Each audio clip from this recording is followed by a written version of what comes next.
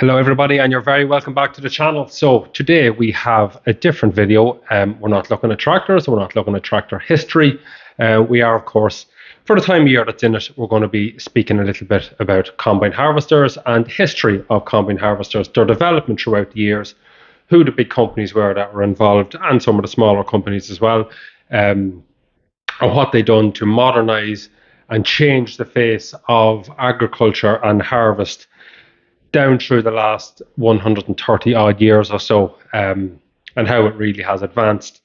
You know, the speed and efficiency, especially with weather and the weather we see these days. To be able to get out and harvest 100 acres in a day is, it's a gift to be able to do something like that. Whereas years ago, it would have taken a multitude of men weeks and weeks to do something like that. So, we'll start off at the beginning, I suppose, when we look at the development of combine harvesters. Now, this is a topic that it's a huge topic for me because of the history I have with combines, and my father would have, my uncles, and of course my grandfather as well.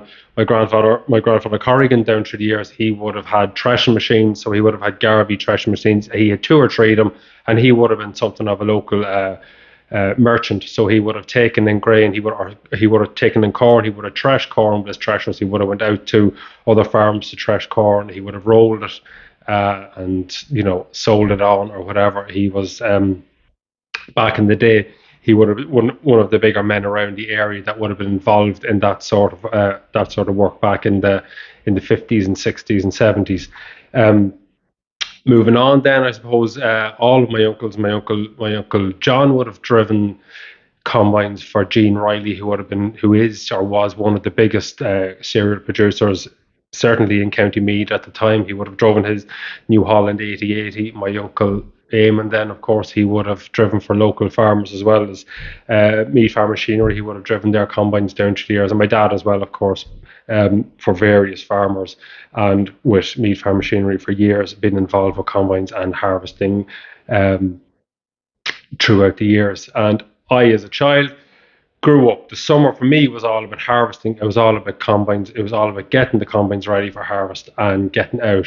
And I do remember one year, I was probably 9 or 10, on the last day of summer holidays, one Sunday night when we were harvesting, and I remember my mother dragging me out of a cornfield, kicking and screaming, of course, because I had to go to school the next morning. So yeah, I would have grown up then throughout my teenage years, my younger years, and my teenage years in Meath Farm Machinery during the summer, prepping combines. So maybe a couple would have come in from the UK, or they would have came from and traded in. So I would have spent my summer inside in them, literally with a wire brush, cleaning them down, taking off the front feeder house sections, cleaning out the drums, cleaning out the rasp bars, sharpening them up. If the concaves had to come out, they'd be taken out and they'd be repaired or replaced if need be. And then, of course, getting into the harvest into July and into August, being involved with combines and the harvest. It just seemed, when you think about it back then, the summer seemed to go on forever. And it was like you were at it for weeks and weeks, and the summer seemed to be drier, they seemed to be brighter, and they seemed to be sunnier. But then I suppose, as somebody did say to me, you only remember the good times, you only remember the good long summers, you don't remember the bad wet ones. But yeah, I have a huge history and a huge love for combines, and I've been driving them all my life. So when we look at the start, then we look at how crops were harvested years ago. So they would have been cut with a scythe and beaten with sticks, basically, to get the grain out.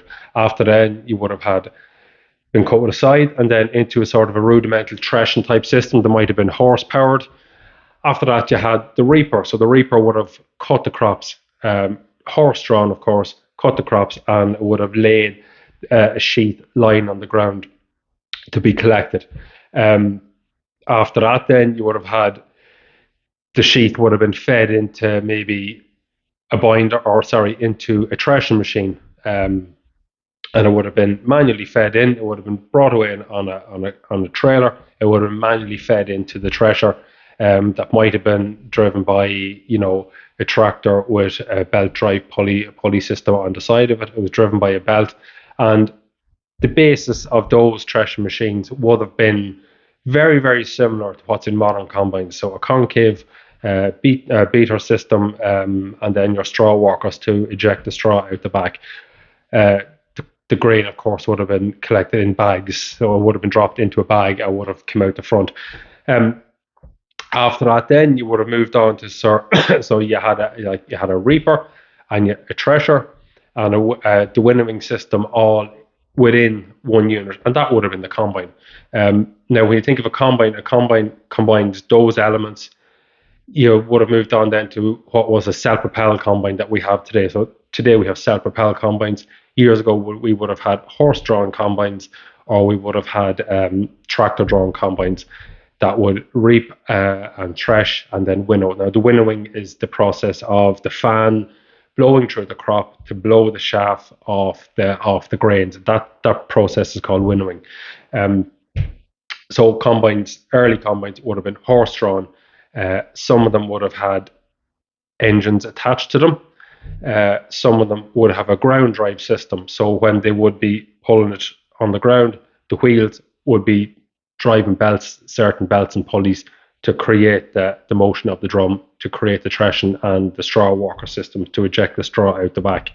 When we look at modern combines then themselves, how they actually work. Now, a lot of people don't know how to work. They see them out in the field. They mightn't be involved, have ever been involved in, if you're a cattle farmer, if you're, if you're a beef farmer, sheep farmer, or whatever, if you're not involved, you might wonder what goes on inside in a combine that, that makes them work, that makes them so efficient at what they do.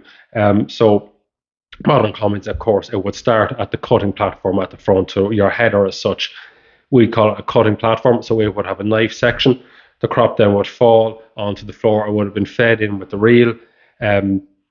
So the reel then would feed it on. It would be brought into the center then by either an auger or a system of belts. So you might have two belts either side that brings it into the center, or you have an auger system, and then it would be fed into the feeder house. So that's the feeder house would be the part between the front of the header of the combine and the threshing system within the combine.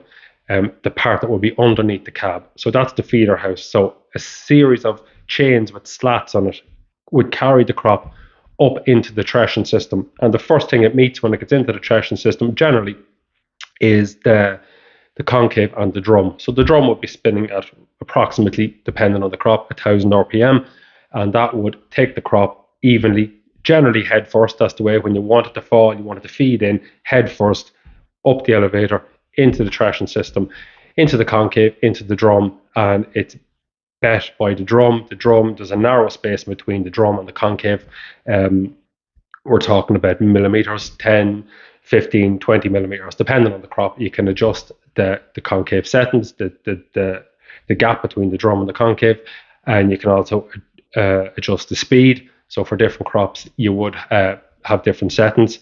And then you set them as you go along. If you think you need more drum speed, or you think you need a little bit of a tighter gap, or if you need less of a gap, a good operator will know exactly what to do. So it comes up the concave then, and it's fed out the back. Older combines, it would have been fed directly pretty much onto the straw workers of that, and the straw workers would walk the straw out to the back whilst shaking it at the same time. Now, modern combines would have a series of beater drums, so an overshoot beater, a couple of beater drums, even before it would meet the concave, and go through a system of drums.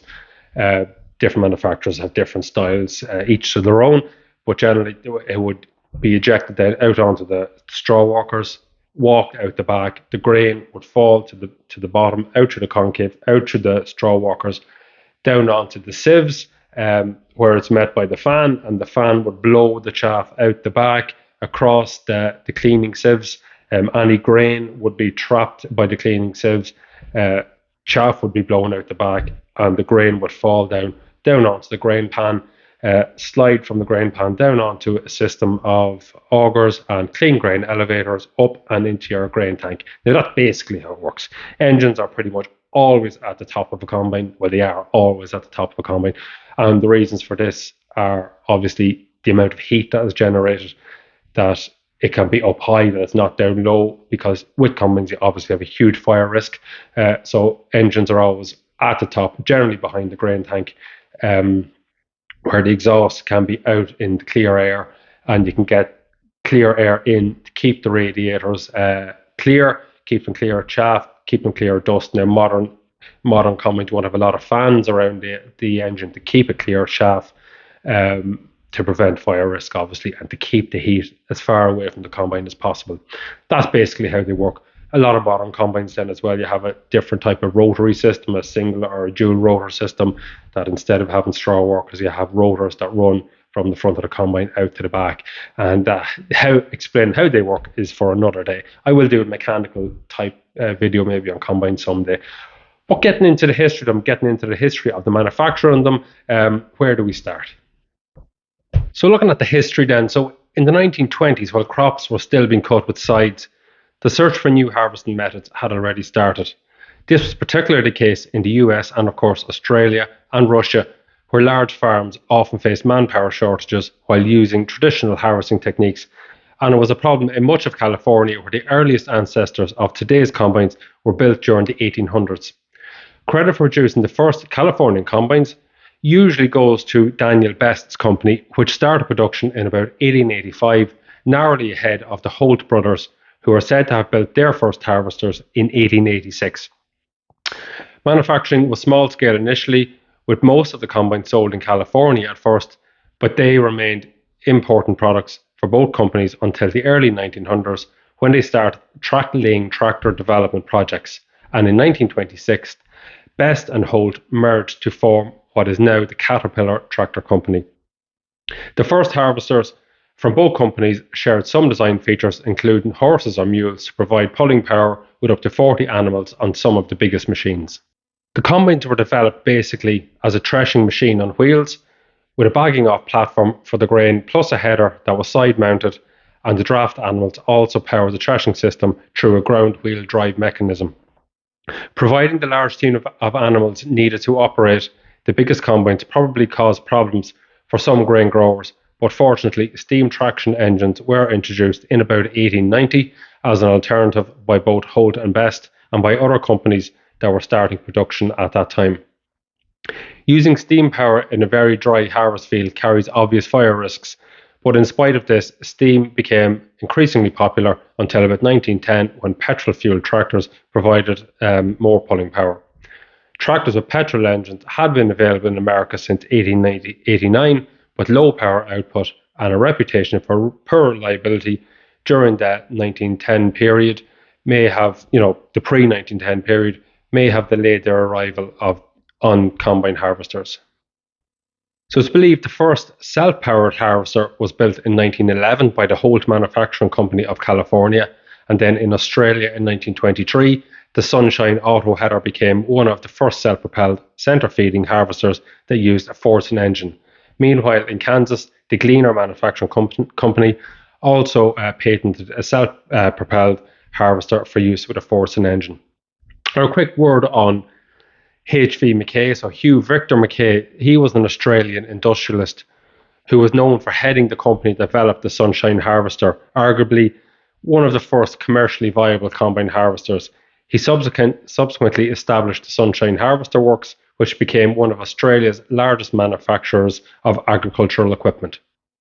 In the late 1950s, the Mackay family sold out to the newly formed agricultural implement conglomerate, Massey Ferguson, which was a combination of Canadian and American interests of Massey Harris and the British tractor firm of Harry Ferguson.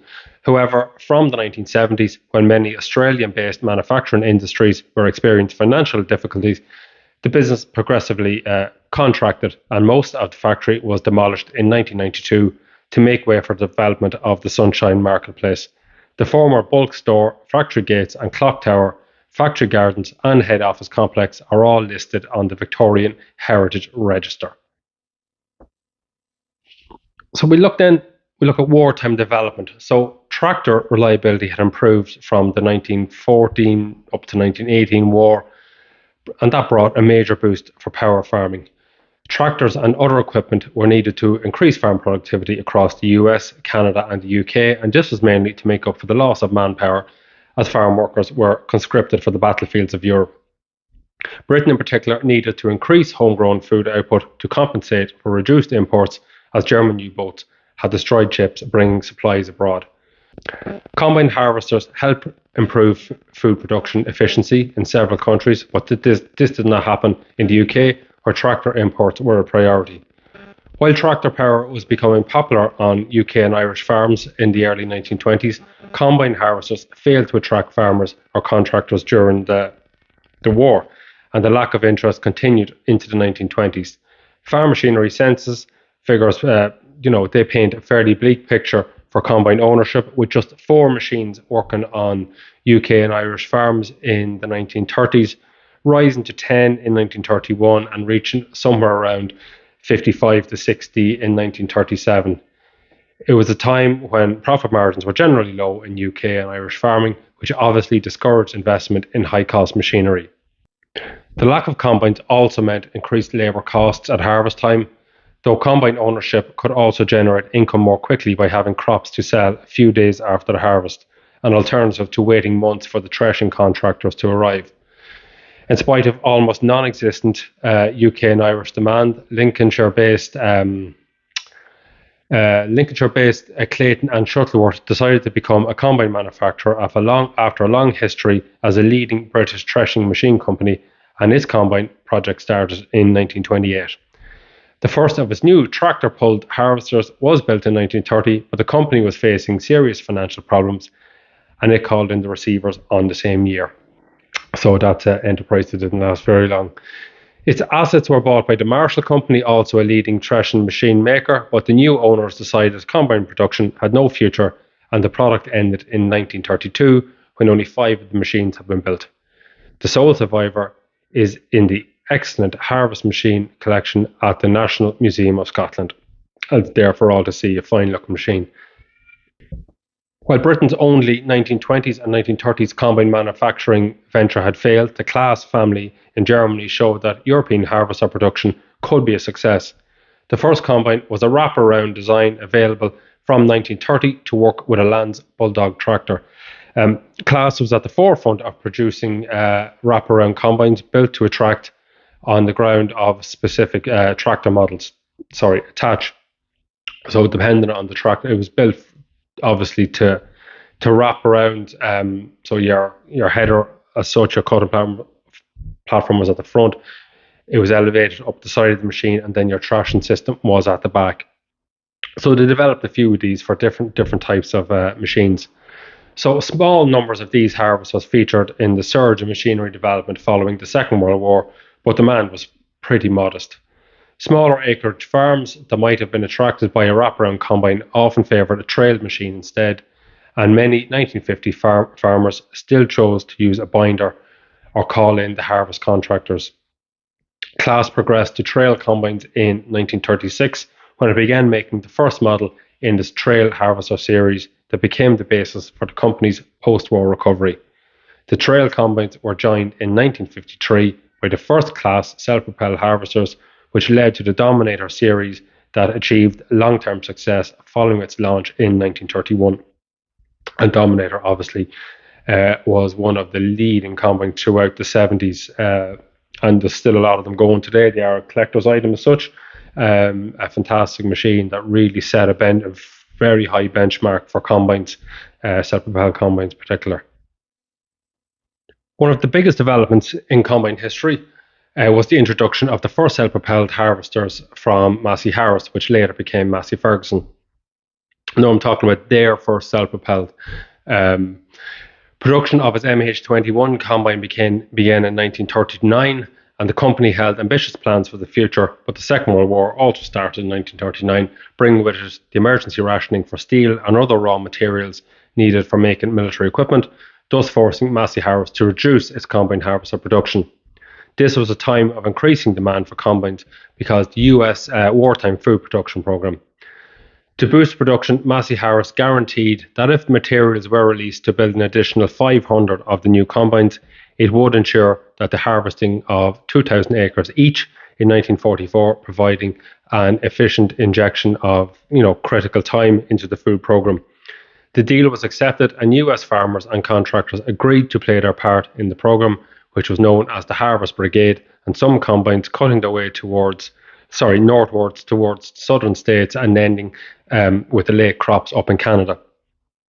The 1 million acre target was achieved, and Massey Harris, the MH21, and self-propelled combines in general earned a big patriotic publicity boost. Now, when you think about that, I know it's spanning over a wide geographical area, and different time zones and different seasons where the harvest comes in, obviously months apart.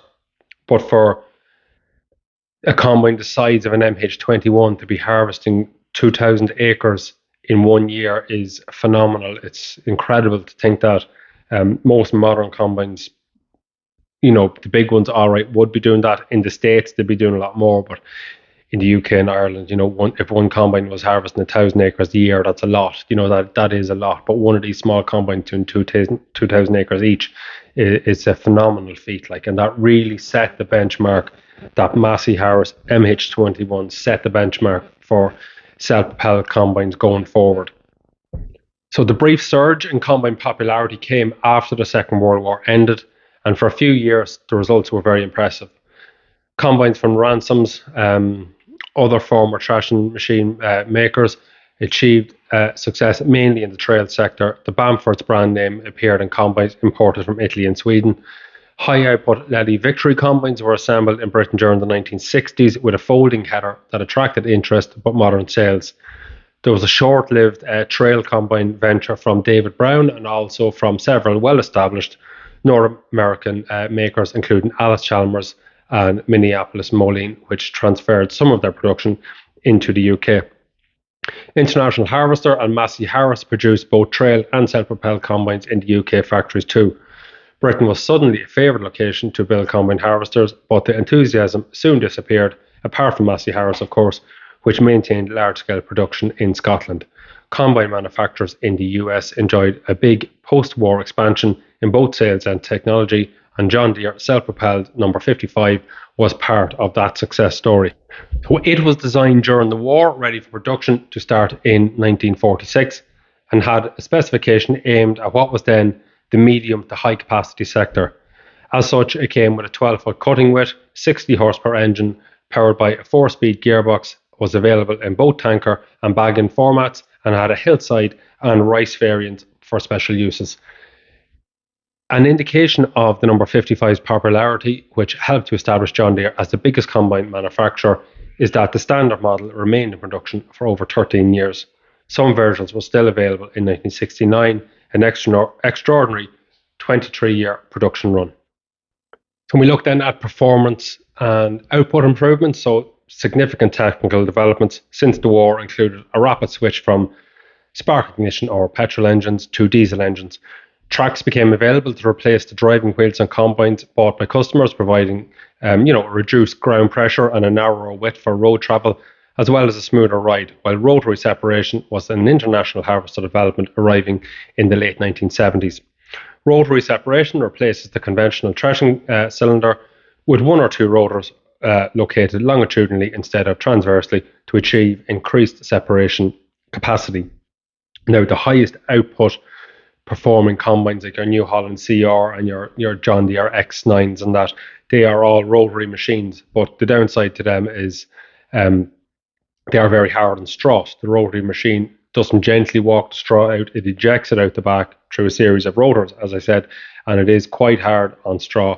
And a lot of farmers do like good straw, good quality bed and straw, especially in the barley.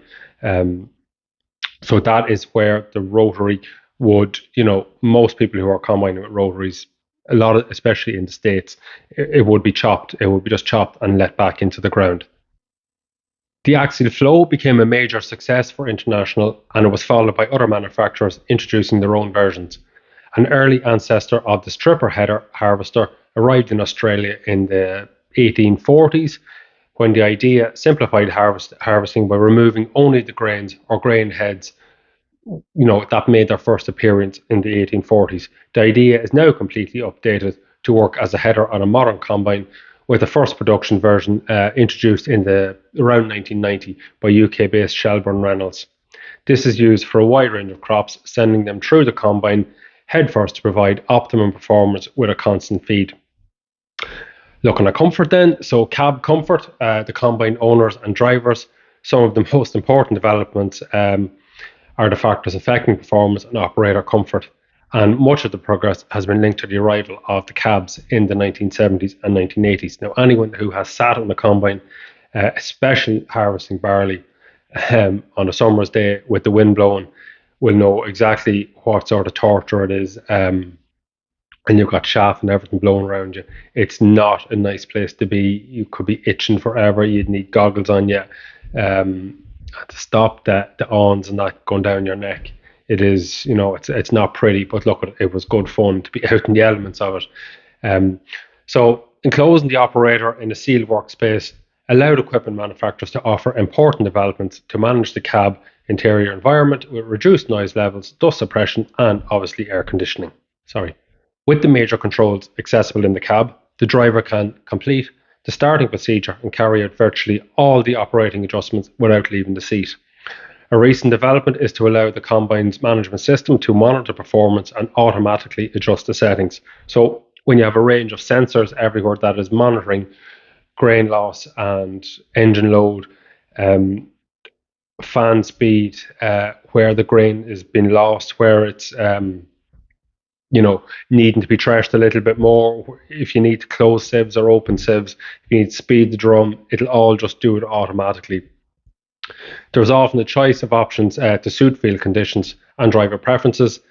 And for steering the combine, the list can, you can have a traditional steering wheel, you can eyeball it.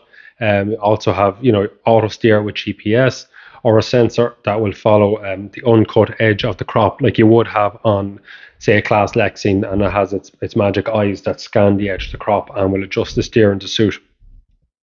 An additional possibility that is currently attracting interest is using a form of joystick steering that can reduce the physical effort required from the operator to complete a headland turn, while the absence of a steering wheel allows a better forward view.